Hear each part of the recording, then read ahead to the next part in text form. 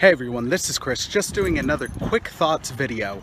I've been in a big Star Wars mood as of late, and there's a couple episodes coming on the podcast proper about, I still have, one's going to be Clone Wars. I just haven't figured out if it's about the final 4 episodes, the final season, or about the entirety of Clone Wars in general. Then there's going to be another episode about some of my favorite, fan films within Star Wars and how respectful they were and how much they added, and in ways how much better they were than some of the films we've gotten in the franchise proper. But what I wanted to do a quick little thoughts video on today is just how good a job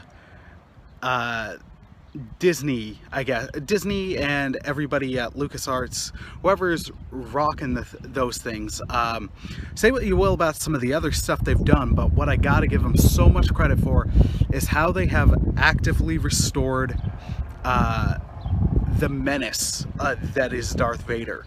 Because Vader in the original trilogy, he was scary. He was someone that you were supposed to get terrified of. Just this chilling apprentice. And yeah, they developed everything, but until you met the Emperor, he was like, oh, you don't mess with Vader. And then Revenge of the Sith happened, and it was a problem of the prequel trilogy as a whole. Things kind of got rushed. They didn't translate the reasons for falling to the dark side well enough in the films, I'd say.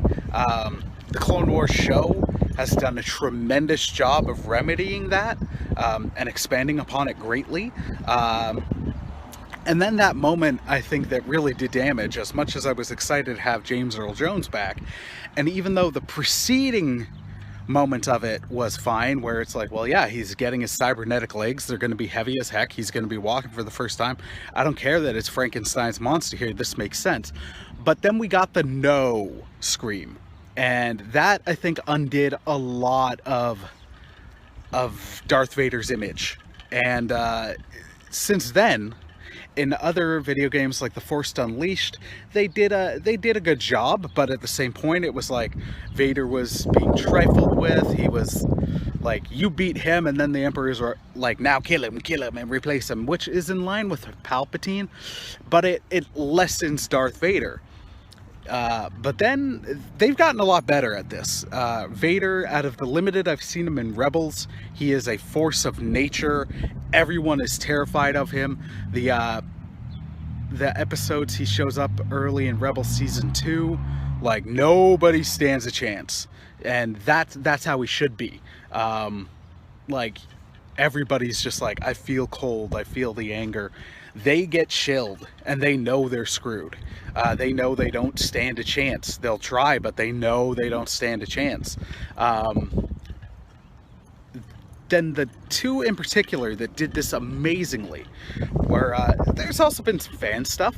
I think it's I can't remember, but if you look up Star Wars Obi-Wan Anakin Death Star battle reimagined, something along those lines, someone redoes the scene in a way that Vader is fighting like he did in Rogue One, and that restores the menace and makes the lightsaber battle much more interesting and gives Obi-Wan a cooler outing, just because they hadn't figured out what they wanted the lightsaber fights to be, and their excuse is like, well, it's a very old man and a machine. But you could do so much more, and that was a great fan edition. Canon-wise, though, what's been amazing is the stuff they did in Rebels was a great first step.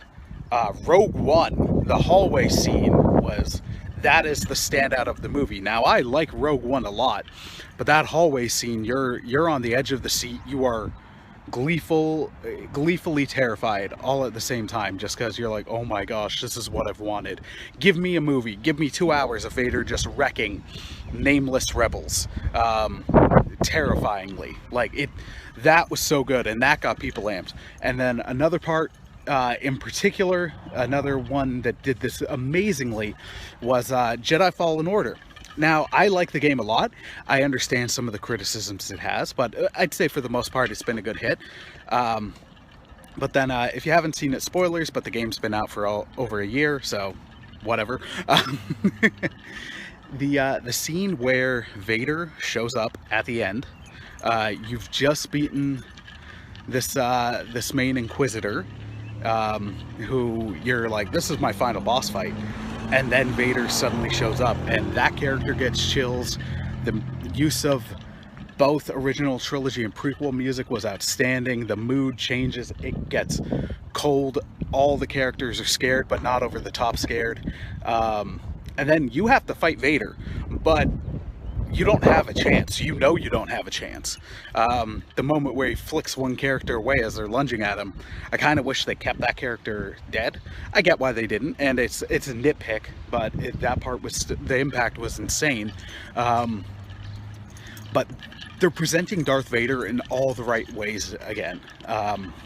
So that's something. As much as people bag on Star Wars now, just because the sequel trilogy is what it is, and some of the stuff they've come out with has been great, others not so much, and then you've got a contingent of the internet who's just upset about women not looking at things critically, and then you have people looking at things critically who get grouped in with those.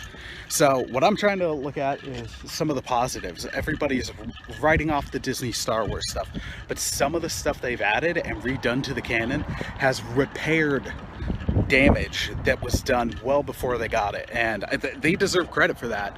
Darth Vader is menacing and terrifying again, and that's awesome. Restoring the menace of Vader has been excellent. So those are my quick thoughts. I'm sure I could dive a lot deeper into some of this, especially that last section where I'm painting with broad strokes, and I'm not trying to group everybody in with everybody.